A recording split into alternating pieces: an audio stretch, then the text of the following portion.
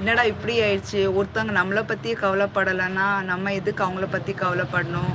சிம்பிளாக நினச்சேன், உங்கள் அப்பா அம்மா உன்னை பற்றி கவலைப்படும் போது நீ தூக்கி வீசிட்டு போனல்ல, அதுக்கு இது ஒரு தண்டனை தான். இது அனுபவம் தான், நீ அனுபவிச்சு தான் ஆகணும். நானே என்னை அடிச்சுக்கிட்டேன், அழுதுட்டேன், கத்துனேன், கதறினேன். அப்படிதான் அடுத்தது முடிவே பண்ணேன். புது பெண்மணியாக மாறி தான் ஆகணும். யாரும் மாற்ற மாட்டாங்க, நம்மளை அசிங்கம் கேவலப்பட வைப்பாங்க.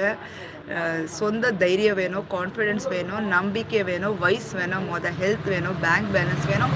இது பேஸ் ஸ்ட்ராங் பண்ணிட்டோன்னா அடுத்தது நீ என்ன வேணாலும் சாதிக்கலாம். ஒன்று இருக்குது, 1000 பேர் தப்பு சொல்லிட்டு உண்மை சாதிக்கிறவங்களுக்கே தைரியம் வரும்போது, நான் ஒன்றும் பண்ணாத, தவறே பண்ணாத, நான் எதுக்கு பயந்து இருக்கணும், அது ஒரு தைரியம் எனக்கு வந்துச்சு. கொடுத்தது லாயரு, போலீஸ்காரங்க தான் நிறைய இடத்துல சொன்னேன். அப்புறம் ஜிம் மாஸ்டரு, இவங்கெல்லாம் என் லைஃப்பில் இல்லைன்னா சத்தியமாக இன்றைக்கி நான் இங்கே உட்காந்துருக்க மாட்டேன், எப்போயே செத்துருப்பேன். ஏன்னா லைஃப் வந்து நம்ம சொசைட்டி எப்படி தெரியுமா, ஐயோ ஹஸ்பண்ட் இல்லை,